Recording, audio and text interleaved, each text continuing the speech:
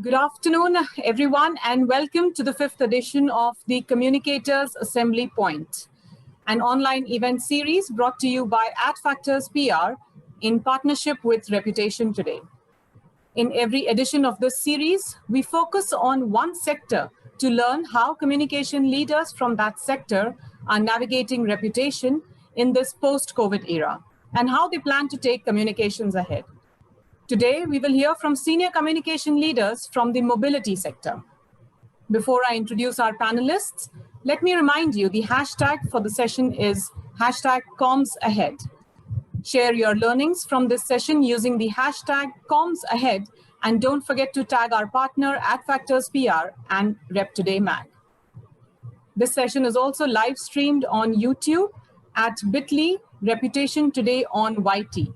So if your Zoom connection has an issue, feel free to watch it live on YouTube, but without the option of asking any questions, of course. For those who have joined in using Zoom, please feel free to ask questions using the Q&A box. A warm welcome once again to the 170 plus attendees who have signed up today. I would now like to welcome our panelists for today.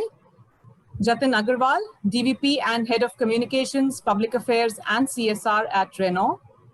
Rajesh Mani, Head of Marketing and Corporate Communications at Ashok Leyland. Satinder, Bindra, Director of Communications India and South Asia at Uber. And Swati Sundareswaran, Head of PR and Corporate Communications at Royal Enfield. And moderating the panel today is Percy Dubash, Director at Adfactors. Over to you, Percy, now to steer this conversation ahead. Thank you, Anubhuti. Good afternoon, Satinder, Swati, Rajesh, and Jatin. Let's dive right into our discussion on the Communicators Assembly Point. So first up, I just want to bring in the mobility sector and the fact that it's caught in the eye of what we see as a perfect storm in 2019 with the BS6 transition, high GST, dilly-dally over the scrappage policy, and finally getting entangled in the global COVID pandemic. And come the midnight of 24th March, the commencement of India's first national lockdown, which is a milestone date for everyone and our profession in particular. And for the first time, I think the automotive sector kind of reported zero sales month in April. So I just want to understand from all of you, how would you describe your role and function pre and post this date? Please walk us through your learnings. Over to you, Swati. And then we can hand it over to Jatin and Rajesh. Thank you. Thank you so much, Percy. Yes, indeed, very manic and unprecedented times for all of us. But like we all know as communication practitioners, crisis is a time for us to keep our heads together, stay calm, coherent, and largely comprehensive in the way we message out. As far as my role is concerned, I would say it hasn't changed much. Corporate communicators have always been the voice of the sanity behind the voice of the company. And we, the custodians of what the company should be saying as messaging. So it has in fact brought a lot of more focus on PR as a discipline within organizations. Companies have been very careful, they've been wanting to be very sensitive about what they say and also in a great sense participate. But to me, the greatest learning, I think, has been what not to do at this point rather than what to do. I felt that to a great extent, there is a lot of opportunity right now to put out a lot of thought leadership messaging. There is a serious dearth of content as far as media is concerned.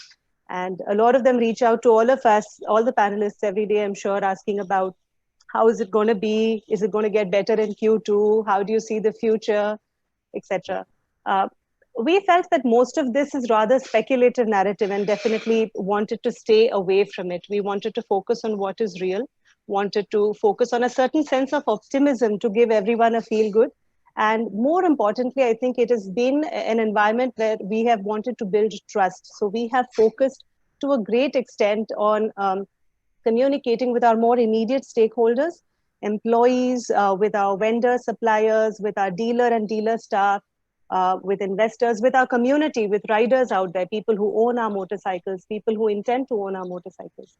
And our communication with all of them has been that of extremely transparent telling them what we are doing, the efforts that we've been taking, staying optimistic about how we are going to go into the future, keep our heads down and focus on the work that we have, and it will turn out better tomorrow. And building open channels of communication. That's been our focus. Thank you, Swati. Jatin, would you like to jump in? Hello, everybody. Good afternoon. Before I get into the business side of it, let me share an experience from yesterday. We had Major General Dogra to address the entire Renault team in India. His theme was Pursuit of Endurance.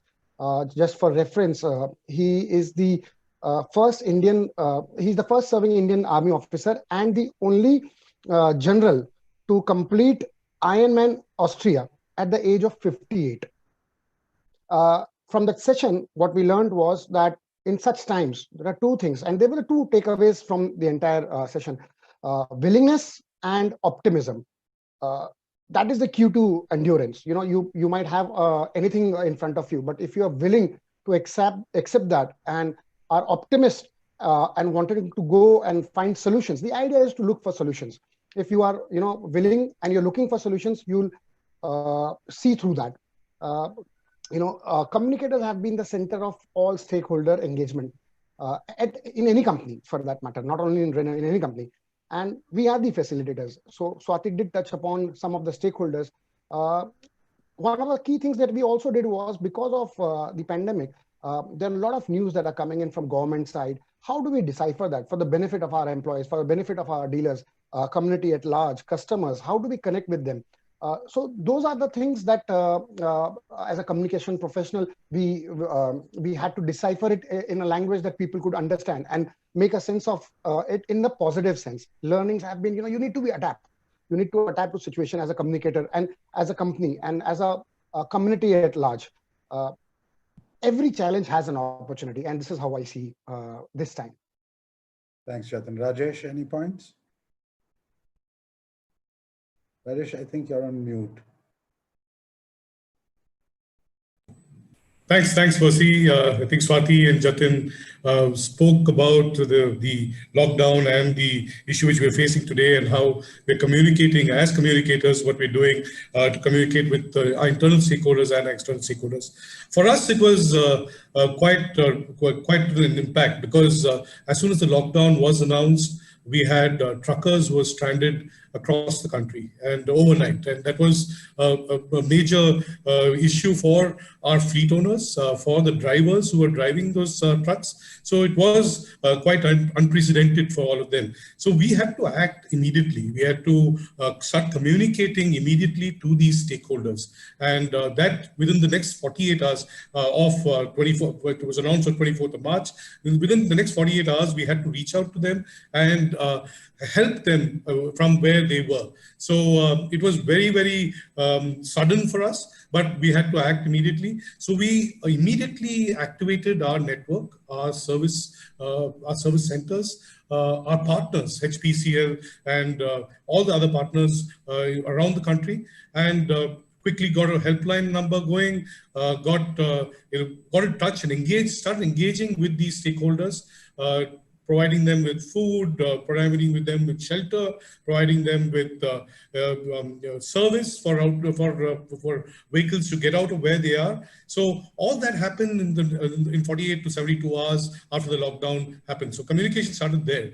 And then post that, we realized that we need to also communicate to, like Swati was saying, to our internal stakeholders about what we're doing, because they were wondering what's happening, what is the whole, how is this panning out? So we started communicating both externally and internally, and we started communicating about the contributions which we were doing in this situation. And what we kept the whole messaging to was something which was meaningful, something which was honest, something which was authentic.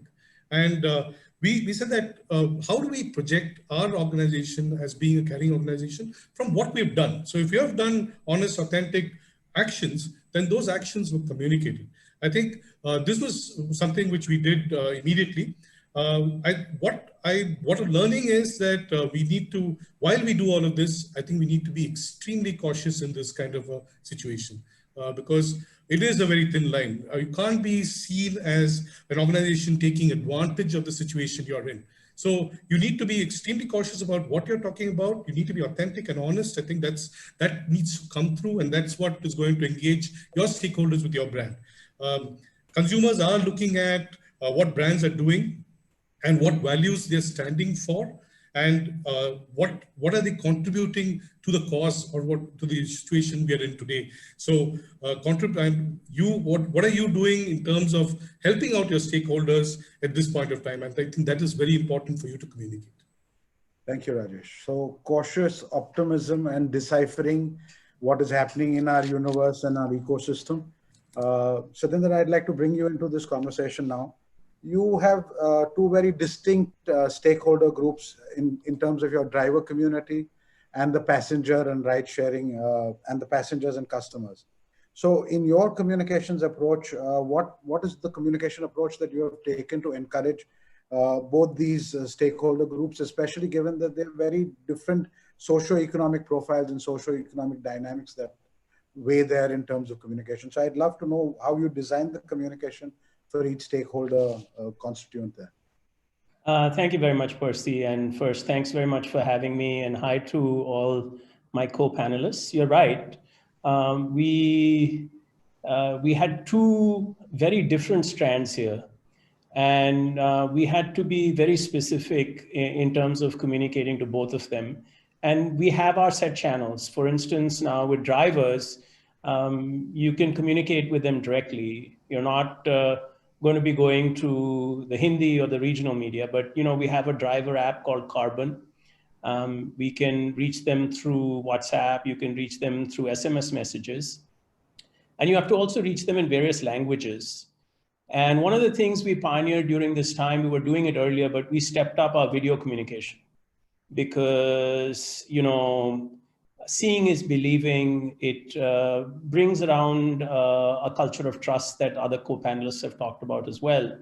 So on the driver front, one of our very important messages was related to safety. And on the safety front, for instance, sharing with them standard operating procedures, which we had got from the World Health Organization and other experts. This is how you disinfect. We showed them how you disinfect a car before every ride, and we did that through videos. We told them about what we were doing on the personal protection equipment front. We distributed, for instance, and it's still ongoing, some 3 million masks, 200 sanitizers, 200,000 sanitizers rather, 200,000 disinfectants. And that gave them a sense that we cared about their safety. We also told them about what we have in some of our cars, an Uber cockpit, quote unquote. So it's a plastic separator, floor to ceiling plastic. It shields the driver from the rider. You can practice social distancing in the car. So it gave them a sense, that we really cared about their safety as well. And then we also realized that as the shutdown happened, many of the drivers were without livelihoods. So we set up an Uber Care Driver Fund. We contributed some $3.3 million to begin with, and then we fundraised from our rider base, which is about 16 million. We got CSR funds, employees contributed. And at the end of the day, we distributed funds to 97,000 driver partners. And so if you extrapolate that, that means, some 500,000 people, because there's 5 to a family. So all that happened at lightning speed. And then on the rider front, of course, we have different channels of communication because there's social media that you can use for them, there's media, and then, you can communicate directly through them, through our marketing colleagues.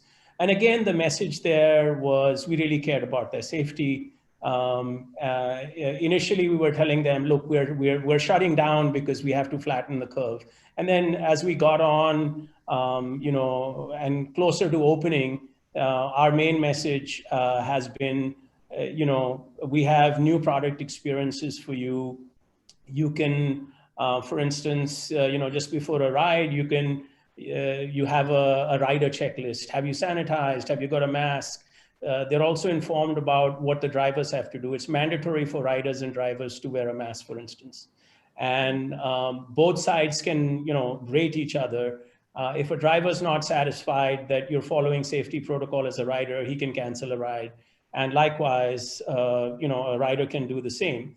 So we set in a lot of these protocols, and we had to communicate very quickly, very honestly, and no one knew then how busy it would get. I'd say all of us were really, really taken in by the volume of the communication and by the speed as well. So back to you. Very true. That's been reality for all of us. In the same way, and I think the concept of mobility and travel, as we know it, is currently under attack, with government putting stipulations like maximum 3 passengers per car, 1 person driving a 2-wheeler, shortages of drivers for your trucks pan-India. Under these circumstances, how, Jatin, Swati, Rajesh, are we communicating the "we are back" message? And more importantly, as Satinder said, we are back with 100% safety and security for you, our customer. How is that message being taken down right to the last mile? Swati, go ahead.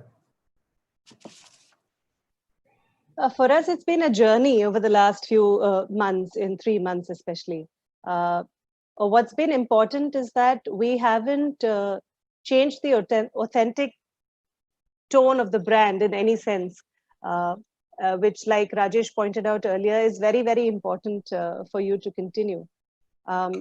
We have been talking, so we have a very popular campaign called #LeaveHome. The entire idea of motorcycles is to take it out, go riding, go explore, journey, travel. So rather contradictory to what is happening right now.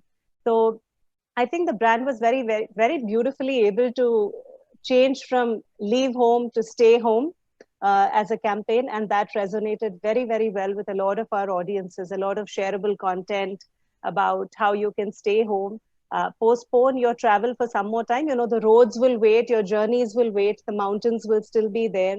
But right now you need to stay home. As far as our own stakeholders internally are concerned, see, we started working from home, I think, much before the lockdown actually happened. As an organization, we took that call.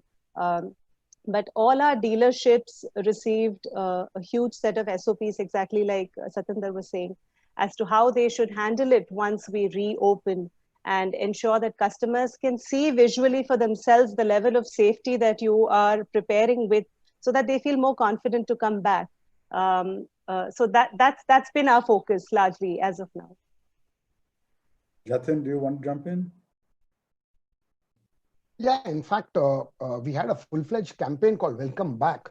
When we say you need to come back, you need to also go to your stakeholders, providing them some optimism. So what is it that, why should anybody come back? So for example, for customer, we devised, obviously we are in passenger car vehicles. So we devised various offers, whether it was, buy now, pay later.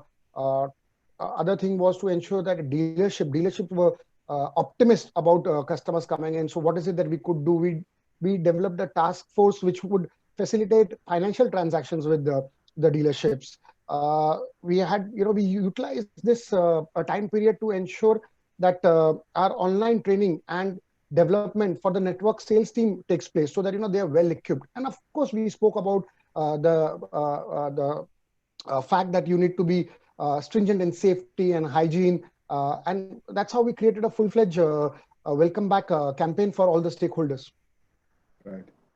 Rajesh, do you want to talk a little bit about Yeah, Percy, I think Swati and Jatin spoke about safety and security, and we are back is really good. But the first and foremost, which we need to ensure, is the fact that our employees, our stakeholders are going to be safe and secure. And that communication is something which we did first. And we said that, what do we do to make sure that all these stakeholders are going to be safe and secure? Having done that, we said that, what are we going to do next? And we are one of the few companies actually who went out and did a launch in this period. And a lot of people came and asked us, why are you doing a launch in this period? And we said, we have a product which is relevant for our consumers and which will actually make sense for them at this point of time. And we launched India's first modular truck platform, How does it make sense? It makes sense because you are building a truck to your exact requirements with no frills. What we realized was consumers today are looking for value. They are looking for products which can deliver value for them and not looking for frills. And that's in our category, and I see it in some other categories as well. And we said that this probably is the right time for us to go out and communicate that we are back, we are ready with our products, let's get on the road and let's start moving. Having said that, yes, the economy is still not where it is. What do commercial vehicles do at the end of the day? We transport GDP. So that's what our role is. So if the economy is not back, we're not back fully, but there's a signal to the market that we're ready. We have our products and we are ready to go with all the safety and security measures taken into consideration. Thank you, Rajesh. Just to add one more point, Percy, if you don't mind. A lot of automobile companies in the recent past have invested in communicating a lot about the whole contactless digital purchase and service and sales experience. I think that's ubiquitous. A lot of companies have done that. Many of them have done that very well.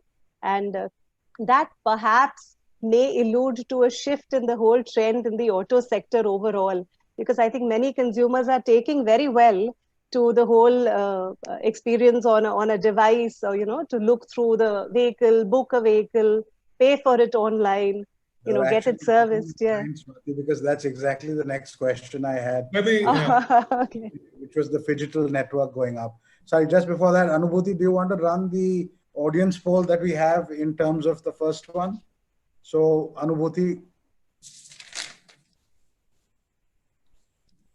Okay. So that's a simple poll. It's a yes/no poll. Everybody can, all the participants on this particular webinar can do that. And we'd love to have your views on this. Would you be comfortable in making a two-wheeler or personal vehicle purchase in the next 3 to 6 month time frame? Thank you, Anubhuti.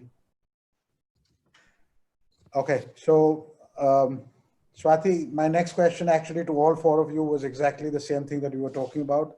The phygital experience with low or no contact. Right. Is this the new normal for customer acquisition in a post-COVID world? Or is it a passing fad? Is it a must-have and not necessary in the future? Especially since a lot of companies are now actually putting across a phygital experience through the entire digital ecosystem, right? From manufacturing, sales, services. Absolutely. So I'd love your views, and all four of you all can jump in. So go ahead. So yes, I guess the situation right now has forced everyone to innovate and think out of the hat. And this definitely has been a very useful innovation right now to keep customers engaged, to bring them back, to help them service their vehicles that we've been able to do. But is this a trend that is here to stay? Well, I'm not sure. If I were to just look at it from the point of view of my company and what we do, we're a brand by virtue of being who we are, that, like I said earlier, identify ourselves with travels and with journeys. So we have close to more than 5 million customers in India. And I think that part of the physicality is never going to change. We have in our portfolio that we very proudly do every year a whole roster of different kinds of rides and experiences and events. And I think a lot of that will never go away, because that's what the brand really stands for. It may take time to come back. It's on a pause right now. We have responsibly, purposefully put that out of our calendar for this year, but definitely will come back. But yes, the consumer is definitely shifting to a more digital space. Brands have a larger purpose, a larger responsibility of engaging him purposefully and usefully in that space. And it has two aspects, right? One is the whole aspect of convenience and hassle-free transactional, which you do by way of some things that we spoke earlier. And the other aspect is also the whole connect that you have on social media that nowadays. So nothing waits for anyone to go to a dealership. It's just a tweet or a post somewhere that quite gets the service to your place. So I think working with consumers or your online community to keep them engaged, to keep them meaningfully engaged also is a very important aspect. And I would like to just point out that I think many companies are doing wonderfully in that space, and Royal Enfield in particular over the last 3 odd months, we have seen increasing levels of engagement and interaction with our community on the digital space, on the social media space. We have about 7.5 million community on online, which is huge and among the biggest, I'm told, worldwide as far as motorcycling is concerned. They've been engaged with us through so many different campaigns that have been UGC-led, campaigns that have been education, DIY-led. And this bunch of consumers and community are very involved. They're very passionately involved with the brand in that space. So I think that also as a medium to continuously communicate with them now and in future is going to be very important for companies to develop. Yeah, I would wholeheartedly agree with you, Swati. And I think my view is that as long as there's COVID, this digital embrace with our customers and riders and consumers will only get tighter. You know, a few examples from our end. For instance, we've also got a campaign going, which our marketing colleagues lead, and it's called Safer for Each Other.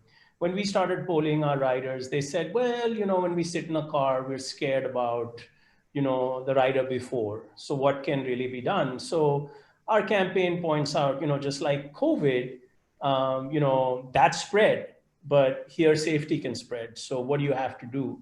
You know, some common sense things, you know, sit in the back seat of the car, right? Don't sit in the front seat. I've talked about Uber cockpits earlier. Our drivers will, you know, when you get into a car, you'll notice they'll just open the boot or the trunk of the car, and you have to put your own luggage inside and then have to pull it out. That contactless service is there. Digital payments will become more and more far-reaching. The masks and the other stuff we've talked about, but you know, you'll find, you know, companies will come up with greater innovation, you know, even to the point of, well, do you turn on the air conditioning or do you just roll down the windows? So be mindful of that. Now, you know, the separation has also been talked about. We talked about a cockpit, and the cockpit idea that started with Uber Medic cars is now spreading to autos. So you're seeing in autos, you just put up a simple separator, you know, normally where you keep your feet, it's a plastic sheet. It costs, you know, a few hundred rupees to set up. But look at the security that provides when there is that sheet and that is being sort of sprayed and disinfected. You know, you'll have disinfection hubs. We have them, for instance, at 5 major airports. So there's a mixture of both safety and sort of contactless. And it's reassuring when you get a sense that, oh, the rider that came out of the car just as I'm stepping in had a sanitizer in his hand or her hand, was also wearing a mask. So it's, you know, how this feeds off each other. But I think you're going to see more rather than less of this in the days to come. Interesting. Jatin? See, we Indians are emotional largely. So, you know, the touch and feel, I don't think will ever go from the country. But one of the biggest takeaways from this crisis is that, you know, people have embraced technology. And we take pride in being a disruptive innovator. Way back in 2015, we were one of the first to launch a Quid app and a virtual showroom in the space. So my take is that definitely it'll grow going forward. But as I said, we Indians love the touch and feel. So we'll obviously see that coming. Rajesh, we're also seeing CV manufacturers adopt this kind of digital experience. Yeah, so yeah, I agree with my fellow panelists. I think touch and feel is here to stay. However, there is a movement towards digital, and we've seen that before COVID as well. So we've been looking at the pre-sale bit, which is the brand building, and the pre-sale bit. We look at the sales process itself, and then the after sales. So we've seen digital come in pretty heavily in all 3 parts of this the process, and we've been doing a lot of brand building on the social media platforms, and that is garnered a whole lot of engagement. The sales process now with the new product, it is largely digital led. However, there is a predominant part which is physical. the post-sales part, which is, how does the fleet owner actually track his vehicle, get to know what his vehicle is doing, how the health of his vehicle is. All that has gone digital probably 6 months or more than a year back. So with iAlert, which is one of our offerings to the consumers, he can track his vehicle with him sitting in his office anywhere in the country, and he can track his vehicle wherever it is in the country. So digital it is definitely moving towards digital, but the physical touch and feel will remain, is what my view is. Thank you. Anubhuti, do we have the results of that first poll we did just a little while ago? Oh, 50-50. That's amazing. Thank you. We have the second poll going up. Anubhuti, could you put that up in terms of whether you take a ride sharing piece? And we'd love for the audience to participate in this one too. Okay, so moving on, just in these unprecedented times of anxiety, fear, worry, stress. Sorry, that's the poll.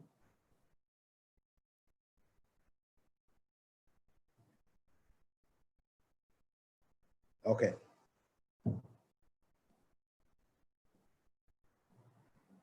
Thank you, Anubhuti. So as I was saying, in these unprecedented times of anxiety, fear, stress, worry, what are you as Chief Communications Officers recommending to your brands in terms of doing ground level work to ensure that your brand can command the same level of trust and intimacy with the customer, so that there remains that level of customer loyalty that you can bring back home? So I'd love to hear your views on what you all are doing, how you all plan to communicate and bring that level of trust and intimacy back with the customer. Satinder, to you, and then to Swati. Well, I think, trust is not something that you establish in a week or 10 days. And as we all know, it's a relentless sort of pursuit, right? So you have to keep up both the quality and the quantity of your communication. And on the consumer front, whether it's Diwali or whether it's the weekend, whether it's communication on the app or whether it's through ads, we have a message, right? And our message is our rides will always be safe for you.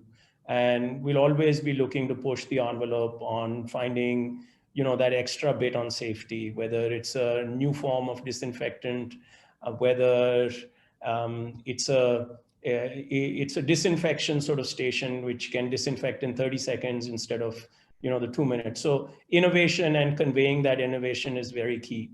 And I think one of the things that we watch for is when you push out there, what kind of pushback you get, or like what kind of a sweet spot you hit. And I'd like to talk about one of our experience with our driver partners. So like we pushed both on the consumer front, and without drivers, we don't have a business too, right? You need your drivers too, because so when we launched, to give you an example that I stressed before, the Uber Care Driver Fund that put out grants to 97,000 drivers, when we pushed that out, we got something rather surprising back.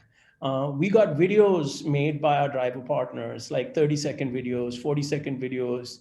They said, hi, I'm so-and-so, and this is my daughter, and they introduced them and said, this helped us in the toughest time of our lives. And that was not just rewarding as a communication professional, but we were deeply touched. And then when we surveyed and polled them after that, we did a survey and a poll, we found that 98% of them said, this was a good thing. And one of the areas that helped, I found, in times like this, I think it was Jatin who said, Indians are very emotional. And one of the communication sort of tools we decided on was, rather than send an email, send a video. When I look into your eyes over a Zoom call, I know exactly how you feel. And when a CEO addresses and says, hey, look, this is what we want to do for you, and we want your bank account details so that we can start pushing grants into your bank accounts within a matter of hours, it made a big difference. And it told them that we cared. And I think that's, for trust, that's very important. If you can convince both your riders and your drivers that you have their backs, you're in their corner, and you care, this is a turbulent time. I think that matters. Absolutely. Completely agree with you. Swati, we'd love your impression. Satinder nailed it when he said brand loyalty and trust is not something you build in 3 months or lose in 3 months, unless you're doing something terribly wrong, which none of us would recommend any other brand to. I think the tone of your messaging right now needs to be very empathetic. You need to get into the shoes of your stakeholder, understand what problems they're going through, and help them through that. And as long as you're doing that right, I think the trust, the loyalty will only increase. It will only go up. It'll come back once the market's open. Yeah, I'd like to weigh in here, Percy. I think Satinder and Swati more or less covered everything. I had just 5 points which I think which are very important to keep the trust. It's not build trust, it's keep the trust. So one is, as I spoke about, authenticity. I think authentic, honest communication, contributing to the cause is definitely something which is what brands should be doing. Second is, I think, sensitivity, and I think both of them spoke about that as well. I think be sensitive to the situation and communicate sensitively and with your values of the brand. Three is, I think, again, we spoke about this, which is being positive. And I think there's enough negativity around. I think brands which put out feel-good content are engaging more with consumers. And I think that is very important for brands to do. I think a no is no hard sell. I think using this situation to hard sell is something which brands should be doing, and I think will erode trust. And I think lastly, engage with key stakeholders, both internal and external. Engage as much as you can, talk to them as much as you can. Video messaging, as Satinder said, I think is very important. It gives you a one-on-one feel. I think that's something which you should do. But at the same time, exercise caution and err in the side of caution when you're putting out your messaging. Be careful about what you're putting out. I think there is no one right way, but there are 100 wrong ways. So be really careful about what you put out. I think this would be something. I completely agree with Satinder and the power of user-generated content and the credibility it lends to your communication. So very true. Jatin, go ahead. We'd love for you to weigh in. So in fact, I'm sure you'll agree, life and business has to go on.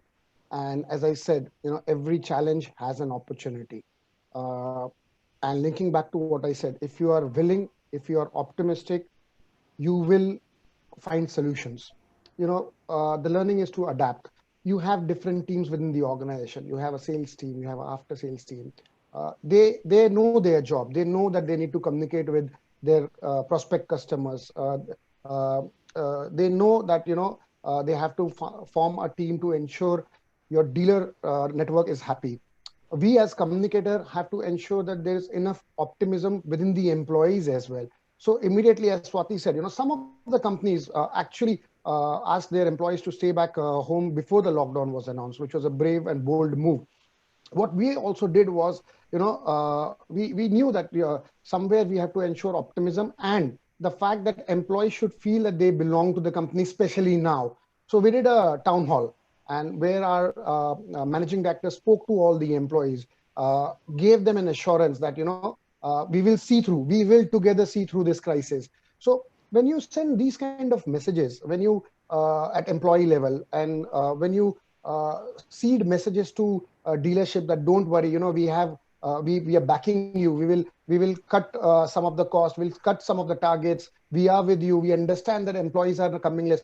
But today, if I see, my walk-ins have increased by almost 50%. So we are seeing that the numbers. We believe that, this is the time that we just need to support them and see how best we can help them. Rest, everything will fall into place. As I said, look for solution, willingness, and optimism. Sorry, that's the problem of living in a Parsi house. The clock has its own set of problems. Just one quick question. Have any of you all consulted, say, given the anxiety, given the fear, given the negativity, have you all ever consulted with, say, medical experts or psychologists to design any specific streams of communication? Anybody? So we haven't done any of that. But what we've done is, It's like when you're in a family, when you're a family of 4 and someone has a problem, you usually don't go outside somewhere to seek a solution. You talk it among yourselves. So I think what we've done in our company is to have town halls, get together, group meetings, focus groups, just to allow everyone an opportunity to talk to someone else, share their troubles. And each one's journey and story has been different, right? I mean, staying home and working from home perhaps was a dream for us 6 months before. If someone had said, we'll pay you an entire salary, sit at home and work, we would have said, wow. But now it doesn't seem so attractive anymore. So everyone's journey has been different. And I think as a company, what we've done is given everyone an opportunity to share, to talk about it. We've also had people coming online and talking to us about things that they are good at doing, about music, about travel, about cooking, about recipes. And they have kind of given master classes to the rest of the organization. So everyone's been engaged, and engaged, I think, employee set is a happy employee set. So no, we haven't, but I'd like to hear from the others. It's an interesting angle. No, we are a global company, so I cannot per se say that we have in India done it, but we have followed some international norms which were circulated. So I'm sure there is a bit of little bit of discussions from such people, such professionals, and within the company also, the size that we are, we have our in-house professionals, which are doctors and psychologists. So we might have consulted them, but not in India. But we have ensured that the policies that were rolled internationally, our Indian counterparts did also see that. Thank you. Rajesh, any input?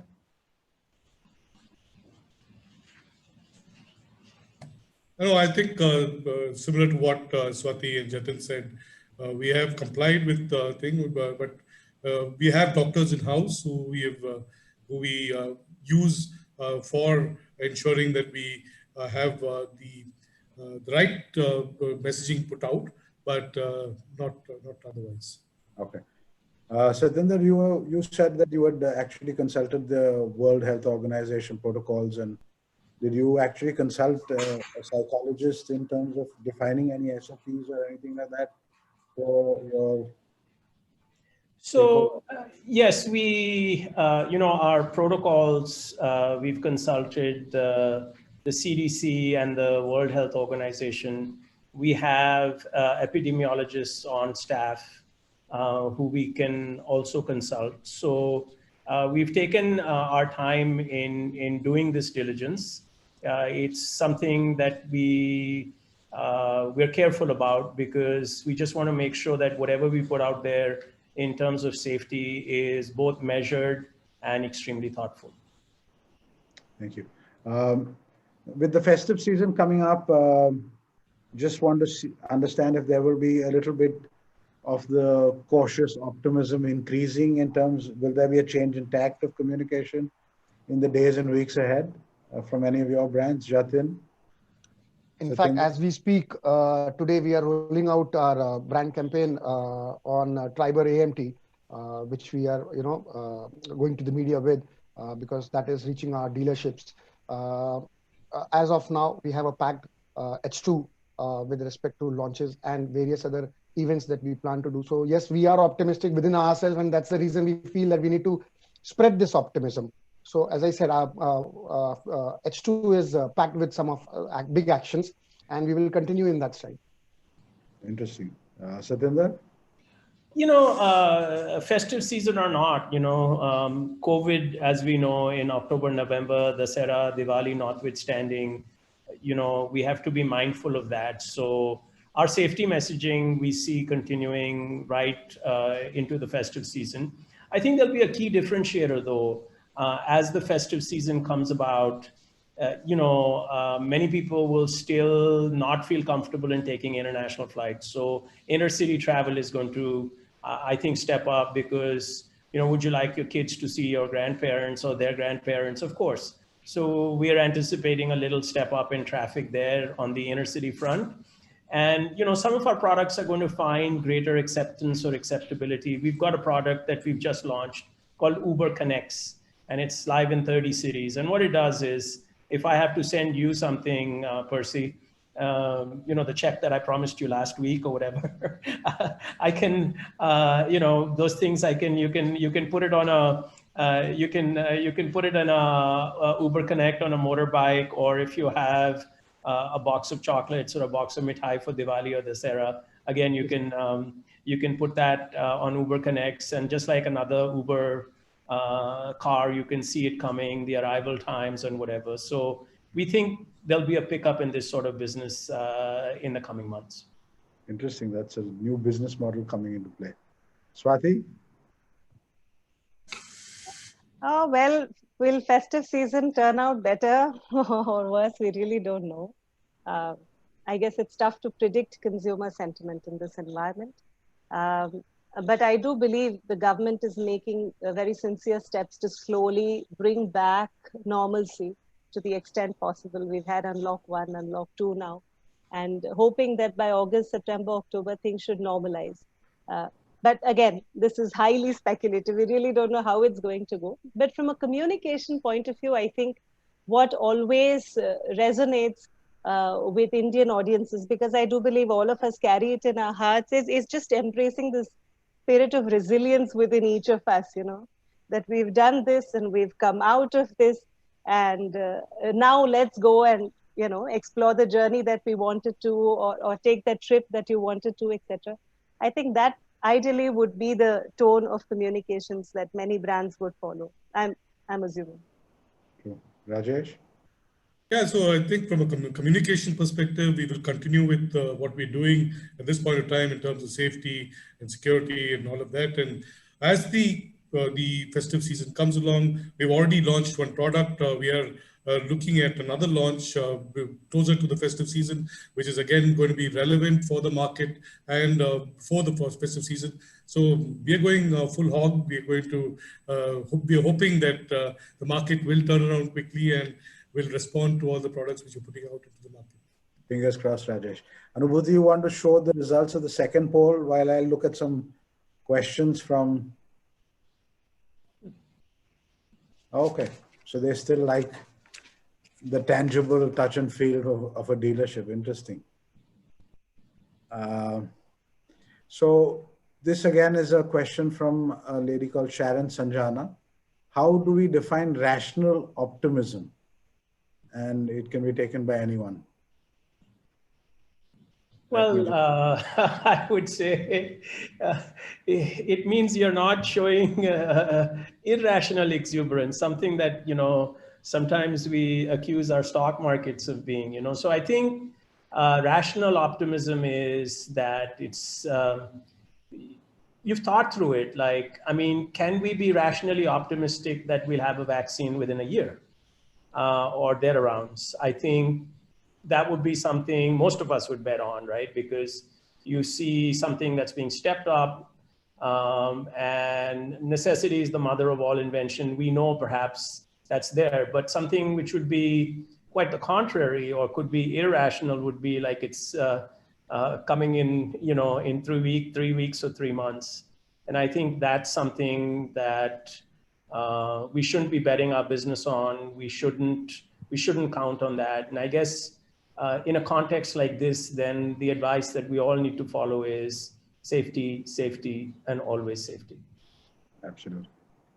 So this one is a question from a gentleman called Mukesh Kharbanda, and this is for Jatin. He's saying, as we accept COVID as part of our current lives, will car sales increase as people become wary of using car hire services, ride-sharing services like Uber? And Satinder, he'd also like your perspective on the same, since you represent Uber. So I guess he's asking you whether car sales will increase going forward as people would look at that as a safer option, or would ride sharing? So both of you all can have a go at this one. So I personally feel there is optimism in the market. People are coming to showrooms. People are visiting online spaces to see their cars. They are also, because they have time on their hand, they have access to digital assets. They are looking at something that they always envisage to buy for or look or aspirational for. With safety being a norm, I think public transport will be a big worry factor at this stage. So I personally feel that car sales, vehicle sales, not only car, vehicle sales will increase in coming times. Satinder, your perspective on this? For car sales, perhaps, the argument could be made that, it's still too early to tell. You're seeing some signs, but, in an economic climate where there's uncertainty, I think people will also rely on something that is affordable, that is safe. So I think, there will still be growth for the ride-sharing market. This will continue to be an area in which I think what the customer will look for will clearly be, as I've been saying throughout the panel discussion, safety is going to be key. So I'd like to reiterate that. But, public transport, they'll also have their work cut out for them, because unless they can demonstrate very high levels of safety, you're going to find that people are going to be skittish. Sure. Anubhuti, this might be the right time to do our third opinion poll, user poll. You want to put that up? There you go. So let's get everyone voting on this. There's a question from Nivranshu Sharma. Satinder, this one's for you again. While Uber has unveiled a host of measures to ensure people use their services safely, what do you think will happen to product offerings like Uber Pool? Will they be on hold indefinitely? Well, I mean, one of the things just in terms of the history of Pool, it has been that, when COVID began, that was one of the first products that we began to shut down rapidly. Because obviously one had to take directives from public health authorities. And now I did talk about public transport, and, public transport, if people don't have that comfort level there, then they're going to look for the next best thing or the next sort of alternative. So I think it would be premature to say that, that's gone and done. But this will take a little bit of time, and one has to watch both directives from government authorities and also judge the mood of people before these things can come back up and come back up quickly. Thank you.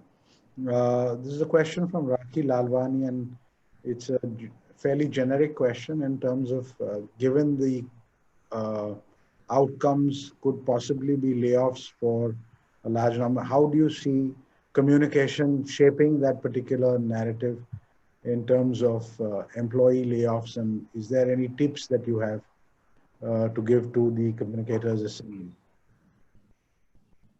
Anyone? Okay, I can jump in with just a point of view. See, Sure. Any communication that is unpalatable is always going to be difficult. Right? And we know that a lot of companies are right now making choices on efficiencies, whether it is efficiency from the point of view of office space, I mean, giving up excess real estate, or whether it is efficiency from the point of view of monies, etc. So I guess the best way to address a difficult communication is always to be honest, transparent, and upfront with it. And actually tell it before people hearsay, from here and there. You should be the first one to give perspective to it and context to it and communicate it correctly. And of course, your employees should know it before the world outside knows it. There should be internal communication in this case should precede communication to the world outside. Thank you, Swati. Anyone else want to weigh in on that particular question?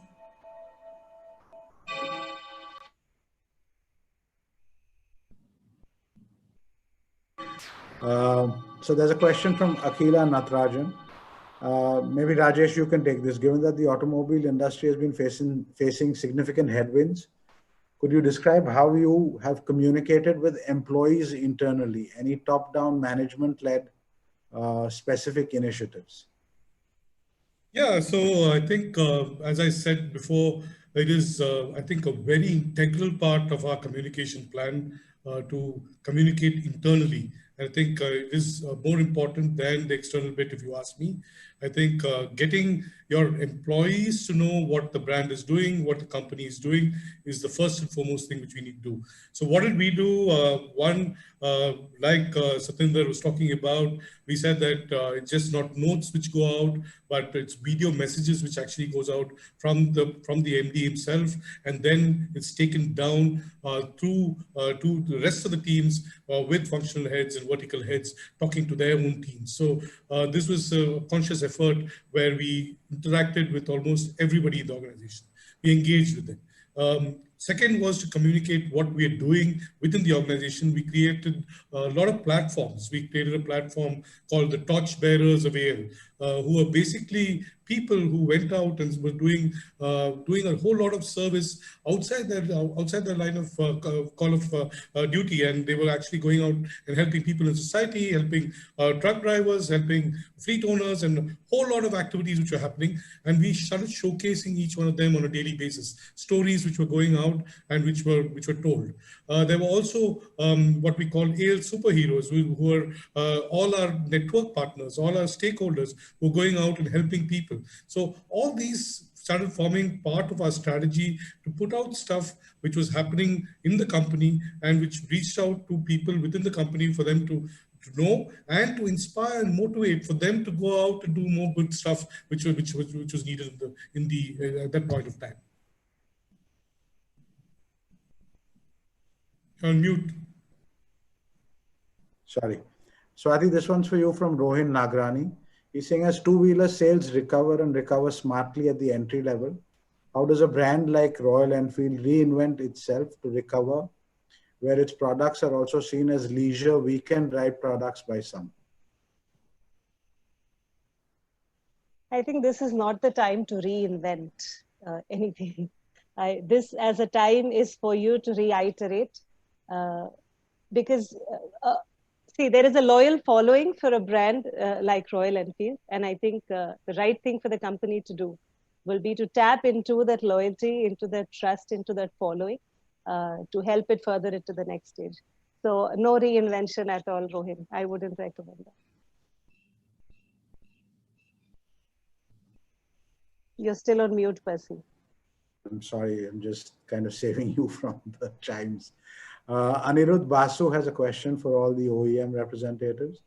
How are you all dealing with Unlock 1.0? Are employees ready to come back to offices, factories, especially in areas like NCR and Chennai? Go ahead. Jatin, Rajesh. Jatin, you're on mute. I'm sorry, I couldn't hear the question properly. Okay, so I'm saying how are you dealing with Unlock 1.0? Are employees ready to come back to offices, factories, especially in areas like NCR and Chennai? Going to office is a luxury, and I would love to have that. But as a company, we took a conscious call when the government allowed 33% to come into office. We realized that we can sit home and work, but our sales team and the after sales team have to be there to ensure they crank it up for all of us. So yes, offices are open. Obviously, there is stringent safety norms that we are following at our offices, asking employees to do that as well. And we are rotating them. So, not one employee has to come all the possible days. So we are and slowly and gradually encouraging office, but with stringent safety norms and checks. Thank you. Rajesh? Yeah, so in Chennai, we are again under lockdown, another lockdown right now. But having said that, we are following all the government guidelines across the country and in Chennai as well. And what we've seen is actually employees are pretty excited to come back to work. That's something which we're seeing. it's not, there's no resistance as such, and they are excited. In fact, some of the employees, because we started and then this lockdown came back again, in some of the testing centers where we couldn't lose momentum on the activities which has already started, employees have volunteered to actually stay within the premises of the testing at the technical center outside Chennai. 40 of them are right now staying over there and working. So excitement and commitment and motivation from the employee side seems to be very, very high, and they are pretty much okay to come back to work is what I feel. That's nice. Thank you for that perspective, Rajesh. Swati, any inputs on this one? Oh, I guess if everyone wants to get out of their houses right now and head somewhere purposefully, wear all, dress up, get into the car, go somewhere. But I guess as employers, many companies are rightfully, correctly taking the right decision of letting people continue to work from home. I think that is very important right now. And this is the phase where we need to be careful as the country is opening up and there are chances of higher infection. I think departments that are able to ably do their work from home in terms of being connected with people and with the network, etc., will be allowed to continue to work from home. I haven't been asked by my boss to come back yet, so. Fair enough. Thank you. Anubhuti, do you want to run the results of the last poll that we ran? Oops. Okay. Satinder, a little more communication work that you need to do, I guess. For Uber. Well, yeah, you always learn, so it's very useful to see that. No, fair enough. Anubhuti, are we out of time or do we still have a few more minutes? Okay. So I'll just take one last question. Have you used WhatsApp as an effective medium, given that several WhatsApp messages have been questionable? In a time of misinformation, what are some of the measures you have taken on this medium? And I guess it's specific to whether you've used WhatsApp as a channel of communication.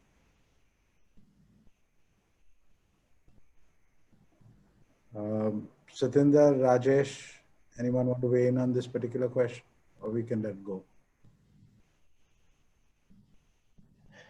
It's a tough one, because, we use our driver app, we use SMS messaging. We haven't done like absolutely a lot of stuff on WhatsApp. We have used it in parts, and this is not specifically my team, but other teams sometimes do use it. The best I can say about it is the jury perhaps may be still out on whether, you tick the good box or the question mark box. So really on this one, that's the fairest thing perhaps that I can say. There's a fairly interesting question from Rakhi Lalwani again. She's saying, when do you think is the right time to do promotional communication? So Rakhi, hi Rakhi, I think that's a great question. I would think it depends on industry to industry, and you need to look at category to category. I think when is the right time? I don't think anybody can tell you when the right time is, but it depends on your view of how optimistic you are of the economy and how fast you think it's going to come back for you, and therefore it solely depends on how you think. How fast you think it's going to come back, and therefore how fast you want to put out your promotional communication. Fair enough. Thank you, Rajesh. At a time when safety and security have become global issues, as a brand, would you still focus on getting more customers to experience your products at the dealership, or would you prefer them going online with minimal touch points? I guess the phygital question is still in everyone's mind. So I guess that's the last question we have for today on the Communicators Assembly. Anyone want to take that? I guess it goes right back to what Jatin said, we as Indians can't buy fabric without touching and feeling. I guess buying a motorcycle or buying a car, or what's the fun of buying a car, an SUV, unless you can, drive it around and see how it feels. So I guess I guess it's not going to go away. It will really depend upon the customer. And I think as a manufacturer, as a company, the only correct thing for you to do is to have both options for the consumer open and let them choose. Also, if you see the trend, most of the people are saying, the experts, that, it's more safe outside than indoor. And if you are, ensuring that you follow stringent safety norms, wear your mask and things like that, as I said, people want to feel, and, when they have decided to get into your showroom, they have almost decided to buy a car. So it's only the touch and feel can give them that confidence, increasing, by the way. Okay, I think we've kind of run out of time. And I think, thank you so much. I would have loved to continue this discussion for another couple of hours, but Anubhuti is signaling that we've run out of time. Thank you, Rajesh. Thank you, Satinder. Thank you, Swati. Thank you, Jatin. And thank you, Anubhuti. Anubhuti, over to you. Thank you, Percy. This was indeed an enriching discussion, and I'm sure our listeners are going away with a lot of learnings. Very rightly said that this discussion could have gone on for hours, but unfortunately, due to time constraint, we could not answer all the audience questions. I would like to thank our panelists, Jatin, Rajesh, Satinder, and Swati for their time today and for sharing their insights with us. Thank you to all our attendees who logged in today, this afternoon.